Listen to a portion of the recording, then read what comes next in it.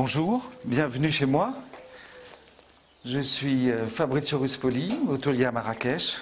Je suis ravi de vous accueillir à la maison.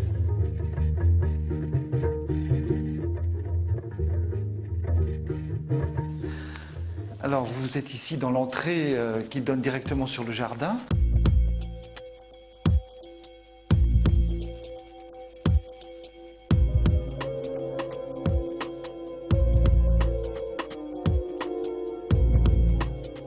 Et on rentre dans ce couloir qui va nous mener rapidement vers le salon de la maison. C'est un salon plein de pièces qui viennent un peu de partout. Vous avez ici des masques qui viennent d'Afrique, du Zaïre, du Kenya. Et je n'ai pas peur de mélanger le tout. C'est-à-dire que vous avez à la fois le Kenya et la musique classique avec un superbe piano, un coffre qui vient des Indes. Et aussi une chose qui est, à mon avis, très intéressante, c'est ce rostre, ce que vous voyez ici sur la cheminée, qui est certainement l'un des plus grands du monde, et surtout l'un des plus intacts, parce que généralement on ne voit que des rostres édentés, et celui-ci est en parfait état. Partout des petits objets qui viennent de partout, parce que j'aime bien l'éclectisme. Je trouve qu'une maison, ça doit refléter un petit peu d'anecdotes, de voyages, ça doit faire rêver.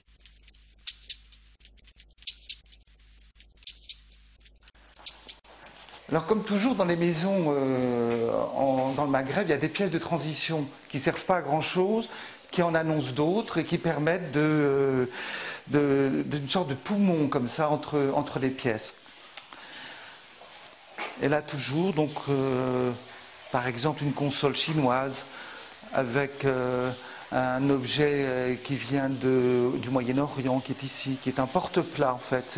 C'est exactement le même système que les plats chinois, les uns au-dessus des autres à vapeur, mais ça vient du Moyen-Orient. Cette maison est une maison qui a une histoire parce qu'elle a été construite sous Mohamed V par un architecte connu à l'époque qui s'appelait Duhon, Monsieur Duhon.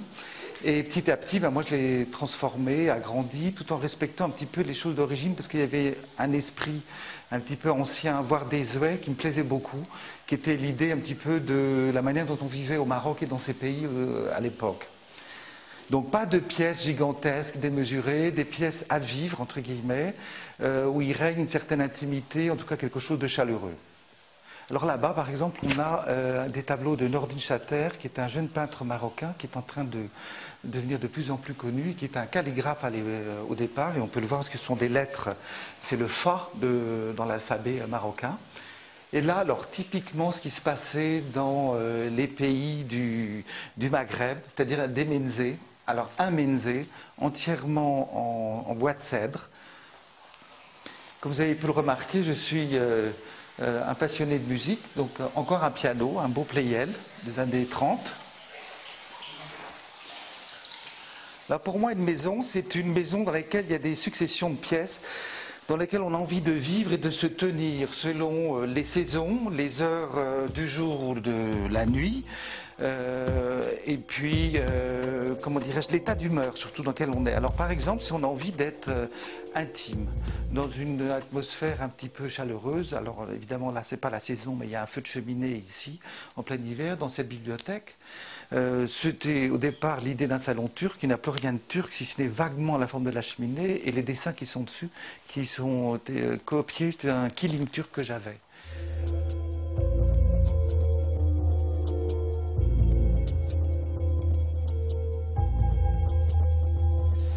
Et là, on arrive dans une autre partie de la maison, qui est une partie ancienne que j'ai un petit peu transformée, où j'ai voulu recréer l'idée de la fontaine, du bruit de l'eau, de la fraîcheur quand il fait très très chaud, sous un puits de lumière.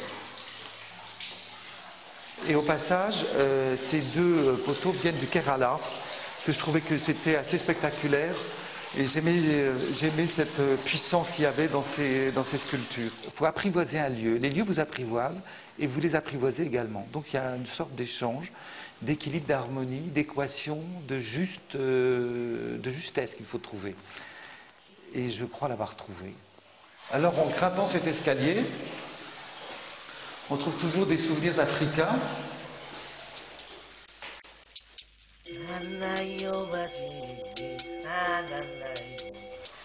Alors là, on arrive dans un autre espace, qui est une terrasse jardin suspendue, comme je les aime beaucoup.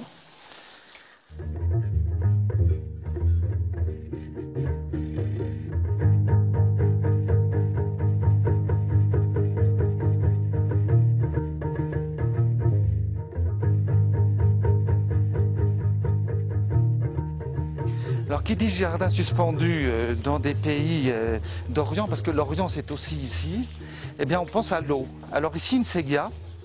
La séguia, donc comme vous le savez, c'est un chemin d'eau au départ qui permet d'irriguer, mais c'est aussi un chemin qui permet d'amener l'eau vers un bassin, comme c'est le cas ici. Alors dans le fond, là en vert et bleu, ce sont donc des éliges là qui ont été taillées en forme d'écailles de poisson. Et donc une petite fontaine et toujours cette idée de menzé, c'est-à-dire il y a des canapés un peu à l'ombre, on s'assoit, on lit, on boit le thé. Alors ça c'est vraiment la vie orientale telle qu'on peut l'aimer. Et le soir des parfums qu'on peut sentir ici, soit avec des roses, des jasmins, enfin c'est un petit peu l'idée de l'Extrême-Orient également. Alors en revenant vers la maison, on va rentrer ici dans ce que j'appelle mes petits appartements à moi. Donc je vis là-dedans, beaucoup. Alors ici on est dans mon bureau. Alors il y a des stores qui sont fermés parce que sinon la lumière est trop forte.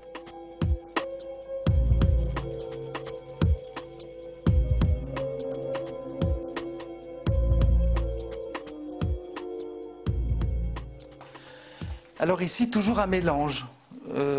Ma chambre, un univers avec j'ai fait recréer des panneaux en cuir qui ont été faits ici, avec au milieu ce tissu tendu qui vient du Rajasthan. Ce tissu, en fait, ce sont des morceaux de robes de mariée du 19e siècle, de femmes du Rajasthan, et qui ont été remontés comme ça, par fragments, et on dirait presque un klimt quand on se trouve là-devant. Alors toujours les passages là un petit peu avec du cuir, parce que je trouvais que c'était joli, que ça rappelait les grands panneaux de cuir qui sont derrière. Toujours des tableaux marocains avec une atmosphère assez agréable du sud, on pourrait presque se croire en Algérie. Et je n'ai pas hésité à mélanger ça avec une statue africaine posée sur une console 30.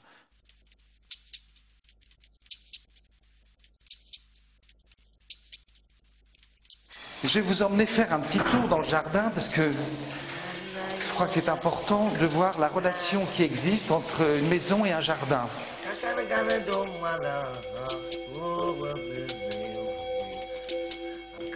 Alors là encore, je crois que c'est très personnel.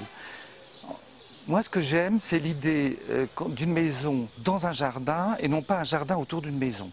C'est-à-dire que la maison, on ne la voit pratiquement pas, on la devine par moment. Et ce qui doit prévaloir, c'est la végétation. Ce sont les couleurs, ce sont les odeurs, ce sont les formes des végétaux. J'ai créé 2 niveaux ici avec le plan d'eau, mais il fallait quelque chose pour arrêter le regard par rapport au fond. Donc j'ai pu faire construire ce petit pavillon.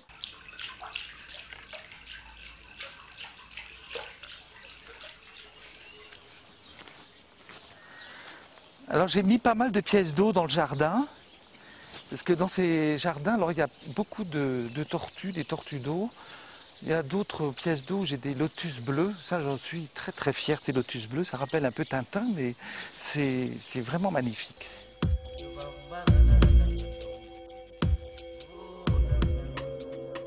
La piscine, je la voulais, comment dirais-je, pas spectaculaire, intégrée dans de la nature. Donc il y avait les orangers qui étaient là. Donc j'ai pratiquement rien retiré, je les ai conservés. J'ai eu la chance de pouvoir mettre la piscine juste au milieu.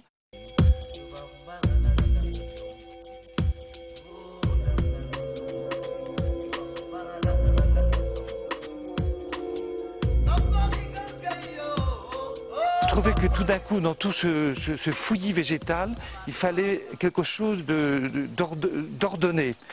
Donc on avait ces deux petits borges, donc ces 2 petites tours. Un borge c'est une habitation, c'est une construction en hauteur, plus exactement, dans le langage marocain, avec des bases qui sont faites avec des pierres, toutes taillées à la main.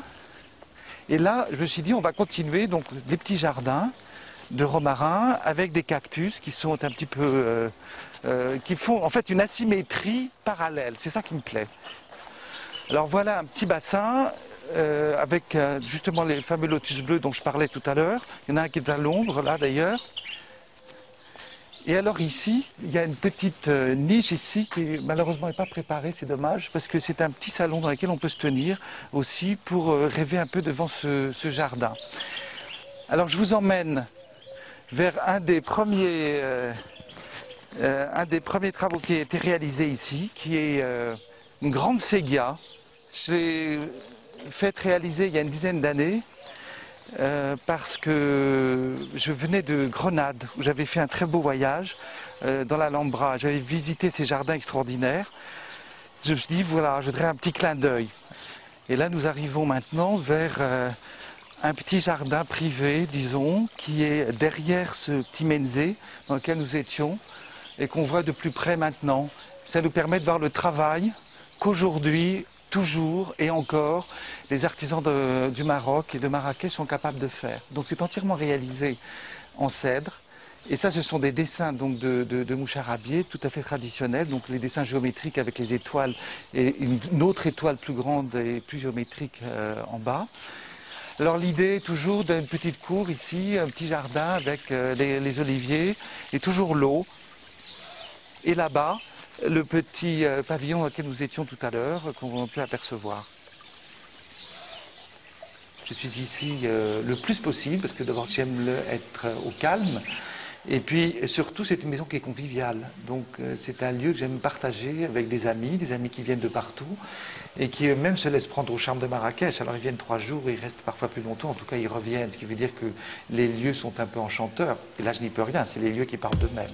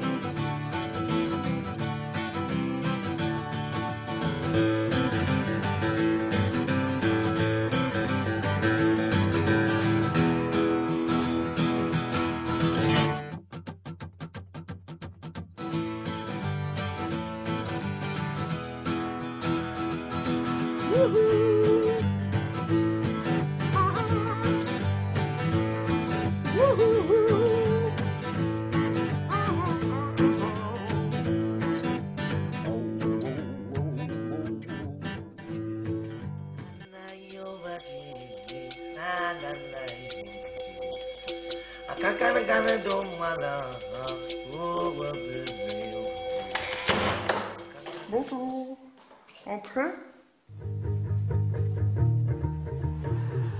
et suivez-moi.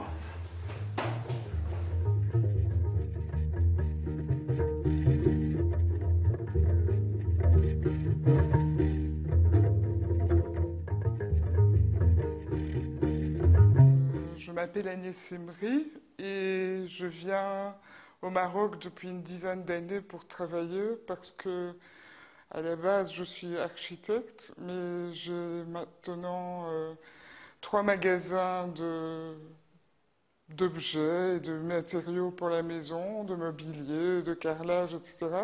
Et donc j'ai trouvé qu'au Maroc, il y avait un artisanat vivant qui fait vraiment partie de l'économie.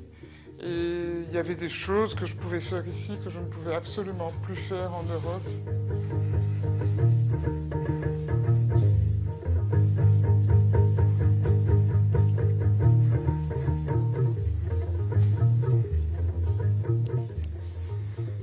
C'est le grand salon marocain classique avec les banquettes tout en longueur, où on met une ou plusieurs tables. La dominante verte qu'on retrouve, en tout cas finalement dans tout le rez-de-chaussée de la maison, pour moi c'est parce que j'aimais l'idée que le patio avec ses 4 rangées, c'est le symbole du paradis, du jardin d'Éden. Donc c'est le jardin. Donc j'ai accentué à ma manière, avec mes matériaux et ma manière de voir les choses, j'ai accentué ce paradis, cet Éden qui est aussi symbolique, qui est tout à fait, c'est pas des vraies plantes à part les 4 orangers, c'est tout à fait abstrait. J'ai mon univers, effectivement, peut-être surtout un univers chromatique et décoratif, et aussi que j'ai beaucoup voyagé, et aussi dans les livres. Donc forcément, je vais puiser un peu partout. Je vais en Inde, j'ai ramené des choses de l'Inde, et aussi en dans mon monde imaginaire, évidemment. Tout ça se reconstitue. Et ici, sans doute aussi... un islam peut-être qui n'est pas tout à fait l'islam actuel, mais c'est l'islam des chimères. Alors ceci, en fait, ce sont des lustres que je trouvais chez un fabricant de cuivre qui les avait récupérés. Et il paraît-il qu'ils viennent d'un Ksar, c'est-à-dire ces vieux villages en terre. Et ça devait être les lustres de du grand salon du Caïd.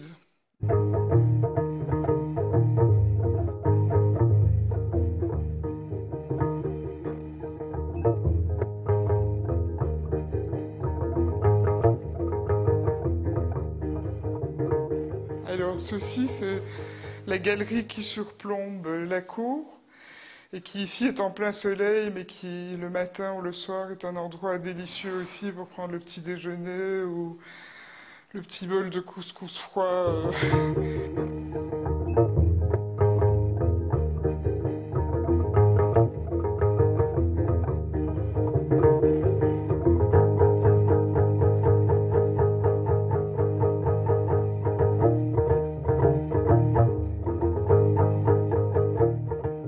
Et puis, comme quand même, en ce qui me concerne, cette maison est vouée au travail, il fallait une pièce pour travailler, avec les archives, de quoi dessiner, l'ordinateur, la DSL, le confort moderne, qui existe ici aussi, dans la Médina.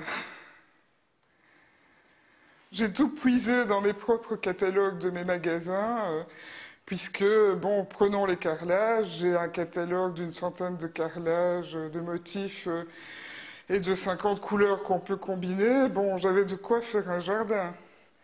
Donc tout est comme ça. J'ai refait le fer, puisque une des raisons pour lesquelles je suis à Marrakech, c'est que j'ai trouvé mon espèce de frère dans un maître forgeron qui arrive à vraiment...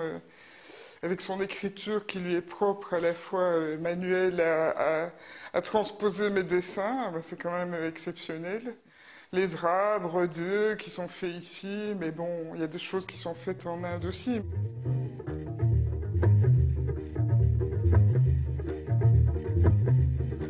Quand on court dans la ville de Marrakech, qui est la ville rose, qu'on a chaud toute la journée, et qu'on est belge et qu'on n'aime pas trop ça, on est assez heureux de se retrouver le soir dans de la fraîcheur. Et donc pour moi, le bleu, le vert et ces couleurs-là, c'était la fraîcheur par rapport au Tadlak rose.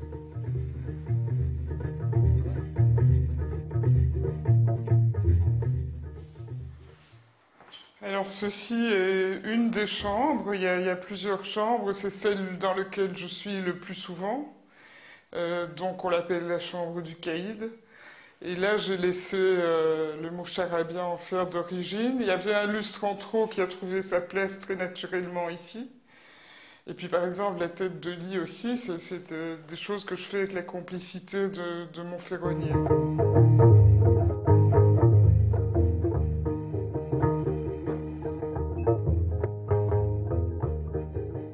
Quand je viens ici, j'ai surtout fréquenté presque exclusivement des Marocains avec lesquels je travaillais. J'ai beaucoup observé parce que ça m'intéressait évidemment leur mode de vie et aussi en visitant des maisons pour trouver celle-ci. Et j'ai pris ce qui m'intéressait dans ce mode de vie, notamment le côté nomade dans la maison. Et quand j'ai trouvé une maison comme celle-ci, très traditionnelle, c'est vrai que j'avais pas Au fond, au niveau du mode de vie et de la structure de la maison, j'avais pas envie de changer, ça me plaisait comme ça.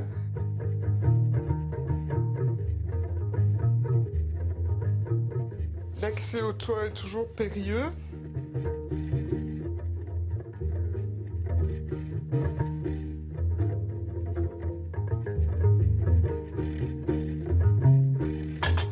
Hop.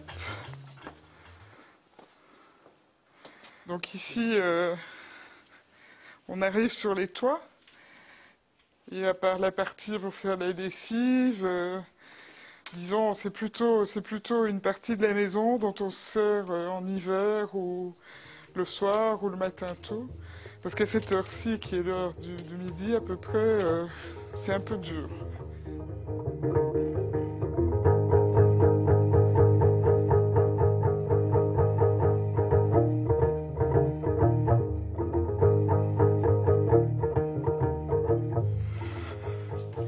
Ah, de l'ombre.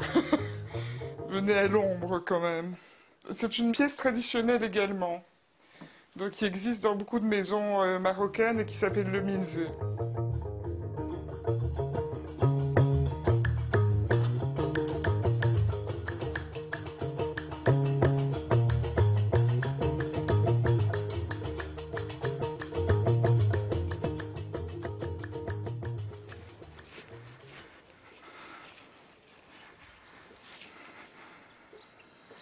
Mais ce qui a motivé le choix de cette maison, c'est d'abord je cherchais une maison où je pouvais avoir la vue sur l'Atlas, parce que celle que je louais précédemment, il y avait la vue sur l'Atlas et ça faisait partie de ma vie à Marrakech, de monter le soir sur la terrasse, de voir l'Atlas et d'avoir le vent du soir entre les deux prières qui rafraîchit.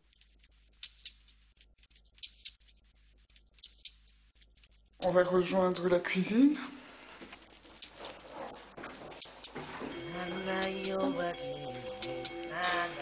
Et c'est là qu'on rejoint Samira, qui est la maîtresse de la maison.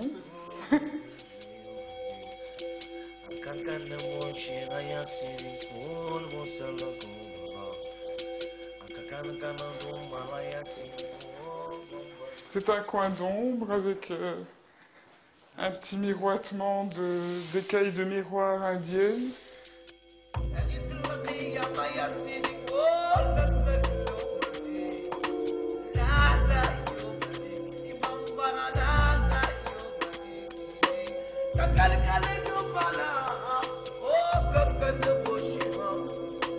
Moi, ça me fait plaisir quand je pars au boulot le matin, un peu dans mes soucis de travail, etc., de me cogner avec un âne au coin de la rue. Quand même, ça fait du bien.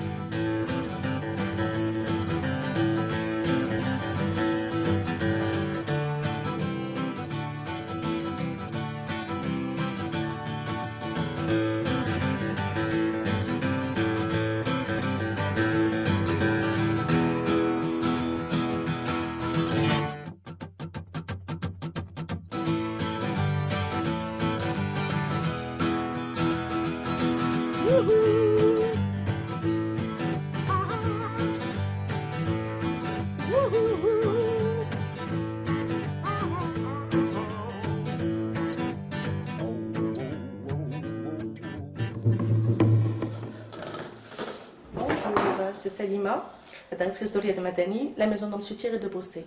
Je vais vous faire visiter la maison.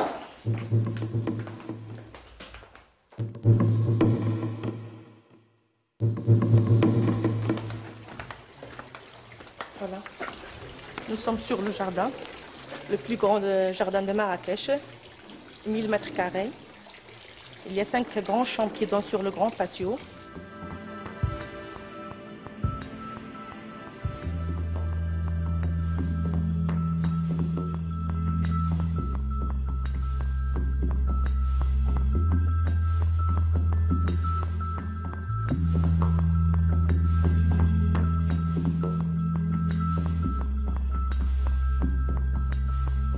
l'histoire de maison, c'était la dernière belle maison dans la Médina, un vieux palais de Haoui, qui était le grand vizir du sultan en 1902, avant le protectorat. Et c'est comme ça que j'ai découvert la maison, par cette évocation historique.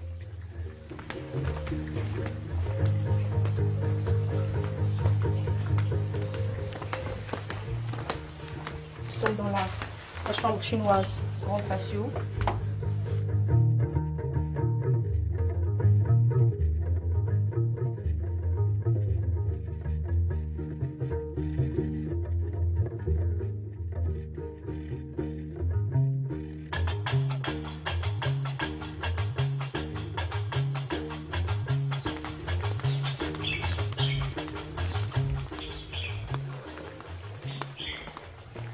Ce côté-là aussi.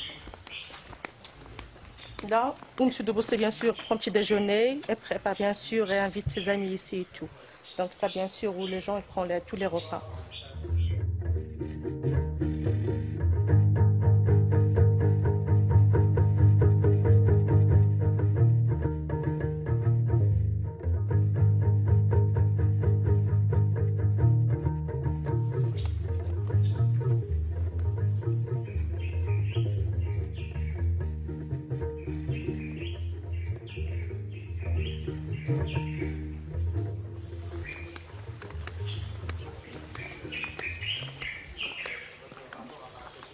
On a 3 grands salons.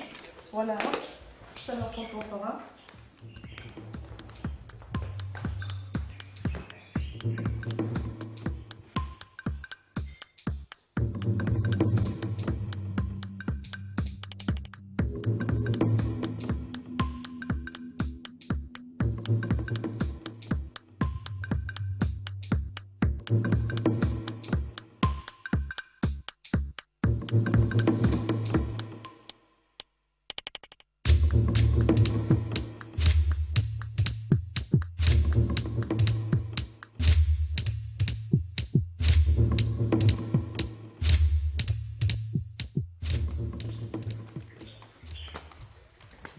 Au salon marocain, on fut négocier le projet de protectorat en 1912 avec le maréchal Lyautey.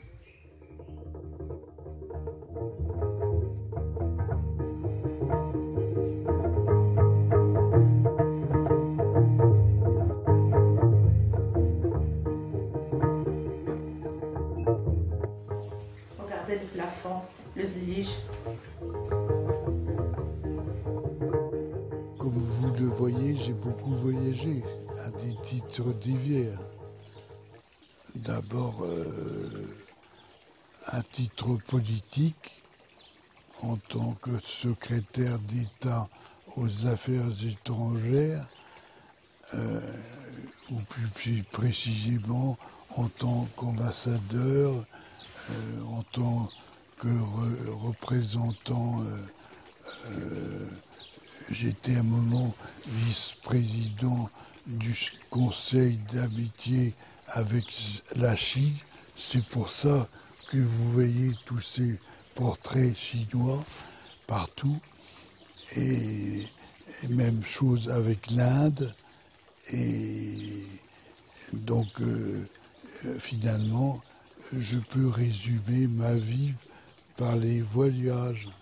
C'est pour ça que maintenant, je suis content ici, je voyage plus, mais je suis dans un pays de voyage.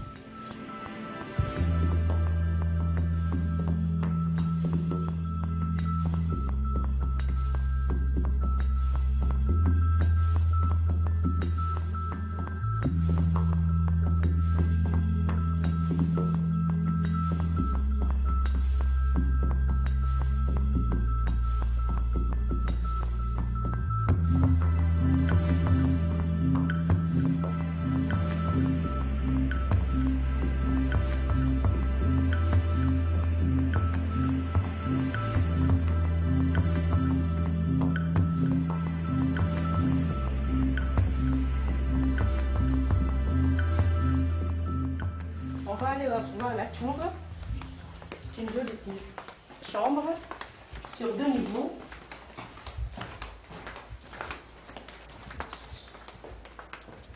On va monter l'escalier. Voilà, nous sommes dans la tour.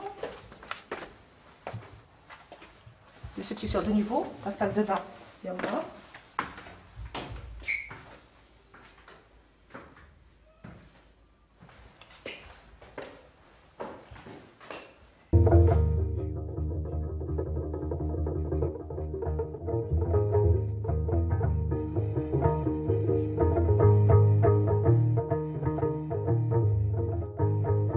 J'étais toujours intéressé par le monde arabe, donc là aussi c'était proche, et voilà, mais c'était plus près que Bali.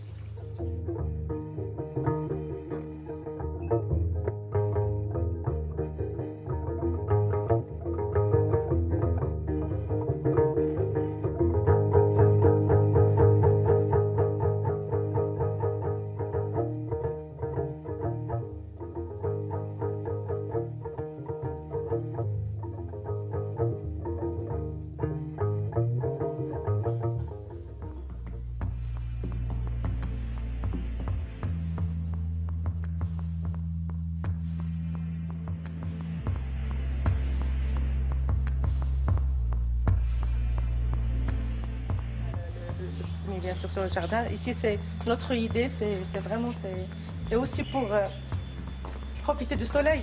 C'est vraiment un bel solarium.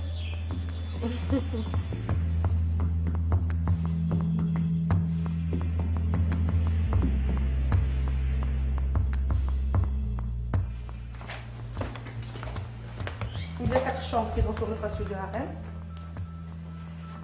Là, c'est la plus grande.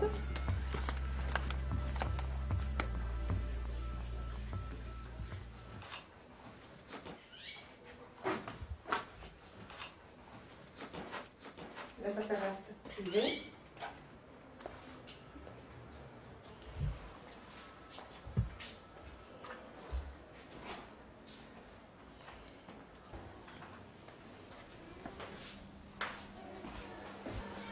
On va descendre l'escalier.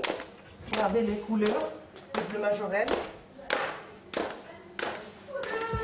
Je voulais garder une certaine authenticité naturel ici. Alors, résultat, c'est l'endroit qui a le plus grand jardin privé dans la Médina et les plus grands arbres dans la Médina et l'authenticité maximale dans la Médina aussi.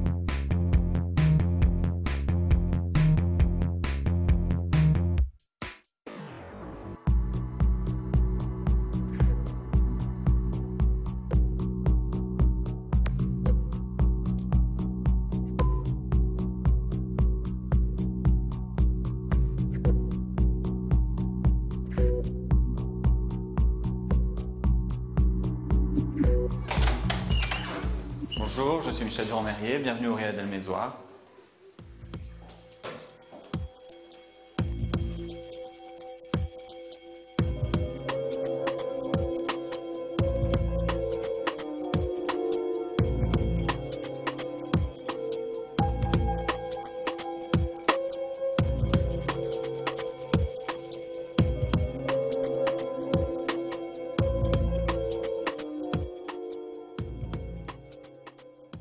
Vous êtes dans le patio du Riad, donc c'est un très ancien bâtiment qui a été construit au XVIIIe siècle, qui à l'origine était la partie de réception d'un palais qui couvrait à peu près tout le quartier. Donc c'était là où avaient lieu toutes les fêtes, avec les salons tout autour du patio et un jardin au milieu, comme sont les Riads. Quand j'ai rénové cette maison, j'étais encore avocat, et il y a des personnes qui sont intéressées à ce travail et qui m'ont demandé de travailler sur leur propre maison. Et c'est ce qui m'a donné l'idée de changer d'activité. Et j'ai abandonné mon métier d'avocat pour devenir un décorateur et m'installer à Marrakech, puisqu'autrefois je vivais à Paris. Et c'est comme ça que l'aventure a commencé. Vous avez le patio avec uniquement des plantes aromatiques, des roses blanches.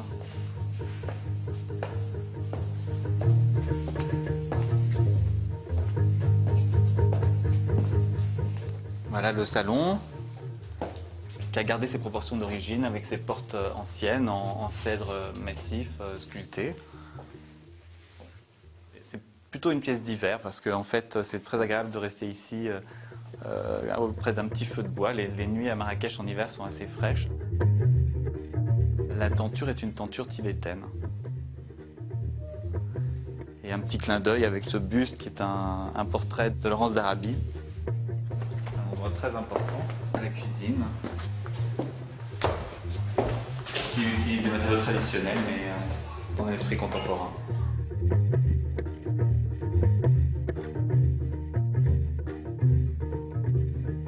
Alors la piscine est recouverte de carreaux de céramique verte qui sont des carreaux traditionnels qui viennent de Fès. Il y a plusieurs raisons au choix de cette couleur.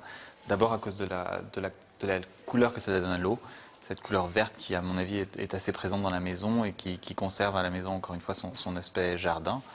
Et la deuxième raison, en fait, c'était un rappel des tuiles qui se trouvent en haut, au couronnement de la façade, qui ont aussi un verre assez particulier, artisanal, en fait. Ce genre de choses, il fallait refaire. Mais surtout, la maison avait été couverte dans les années, disons, 50, 60, par des carreaux de ciment de toutes les couleurs, un peu chargé et pas tellement joli en fait. Donc d'abord il y avait un grand travail de restauration au niveau de la structure, il a fallu retrouver le plan initial et ça c'était la première étape et ensuite redonner un esprit qui correspondait plus à celui de ces anciennes maisons qui au fond avaient une belle architecture mais étaient aussi assez simples avec quelques beaux objets mais pas mal de simplicité et une certaine pureté. Alors ce qui est très agréable dans cette maison c'est ces galeries et l'espace. L'impression d'espace.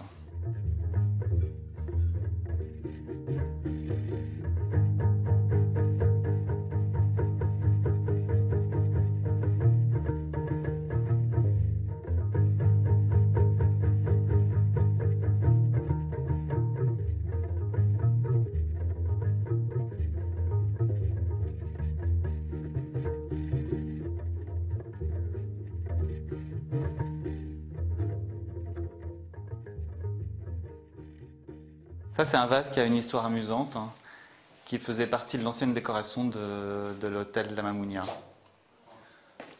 Donc voilà ma chambre, est-ce que vous voulez la visiter?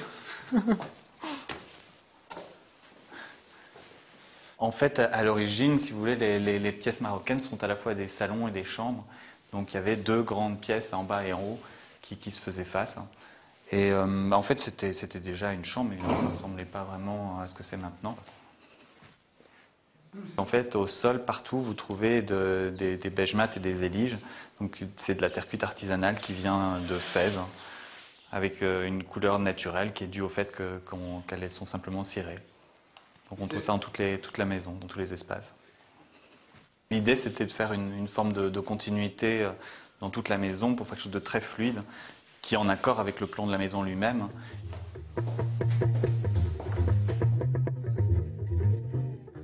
Voilà la salle de bain qui est un peu inspirée en fait de ce qu'on pouvait trouver dans certains palais autrefois, avec des baignoires et des lavabos qui étaient ramenés d'Europe.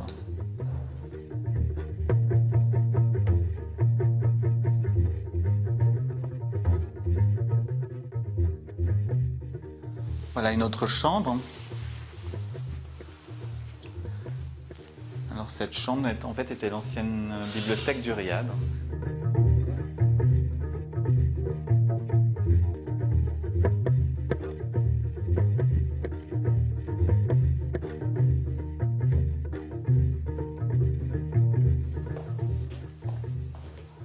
Alors, ce qui est intéressant dans cette architecture, c'est ces 4 façades d'arches qui permettent de faire le tour un peu à la façon d'un cloître, le tour de la maison.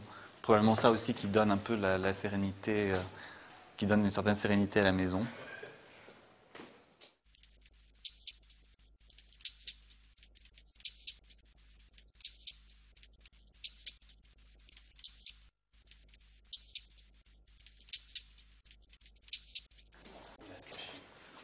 Alors ça, c'est des photos qui ont été prises en 1942 à Rabat, donc au Palais Royal.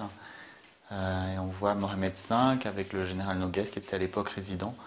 Il y en a certaines avec le général Patton, et en fait mon grand-oncle qui était ambassadeur, qui était diplomate et qui était en poste au Maroc, et sur toutes ces photos. Donc. Voilà un petit salon d'été qui a une petite inspiration un peu asiatique peut-être. Et en tout cas qui est un endroit très agréable pour rester l'après-midi, pour prendre un thé, pour dévorer un bouquin.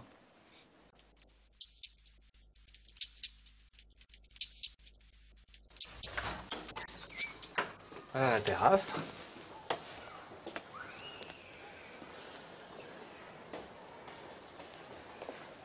L'architecture de la maison et spécialement l'équilibre des proportions qui est pour beaucoup dans l'impression de sérénité et de paix qu'elle dégage.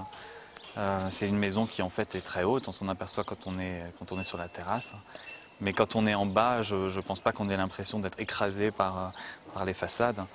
Et voilà, je pense que ça tient à cet équilibre des arches, des hauteurs, des ouvertures.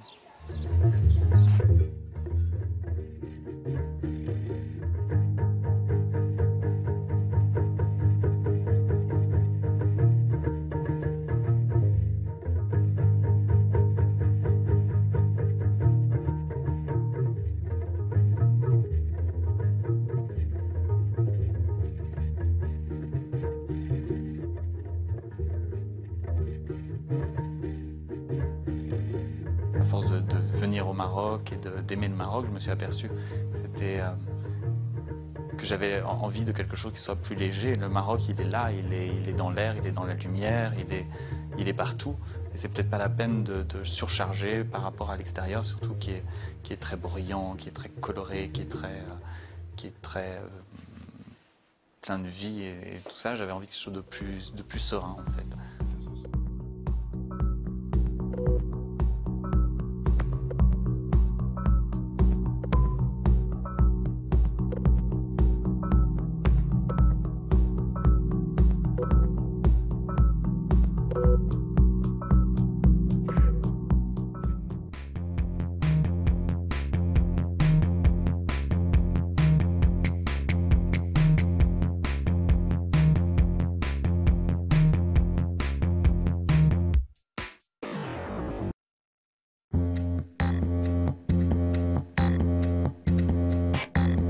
Bonjour, je suis Fabrizio Ruspoli, hôtelier à Marrakech. Je suis ravi de vous accueillir ici et de vous parler un petit peu des endroits que j'aime dans Marrakech.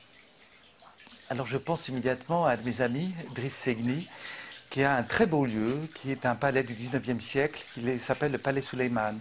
C'est un palais qui a une très belle histoire, qu'il vous racontera, parce qu'elle est un petit peu longue, mais c'est un palais dans lequel il y a eu les premiers concerts de musique classique. C'est maintenant un restaurant, c'est un lieu rare, où tous les éléments anciens qui font la grandeur de l'architecture marocaine sont encore présents.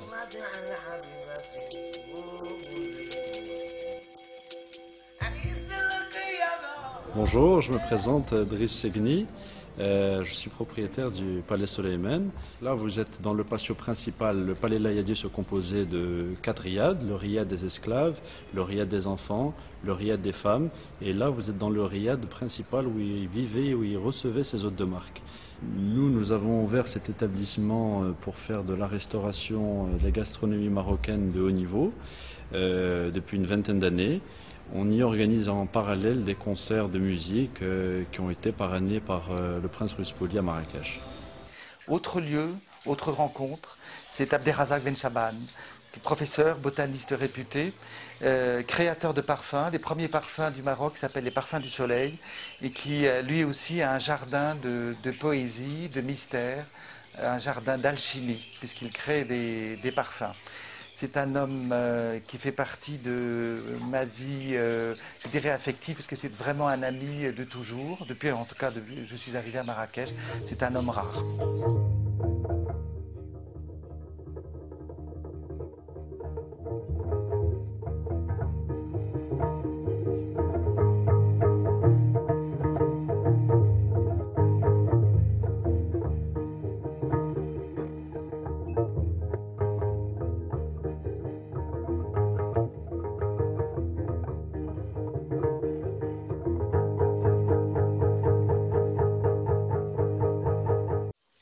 Deux autres lieux que j'aime beaucoup, il y a le club de la Maison Arabe qui rappelle un petit peu les grands voyages dans les années 30.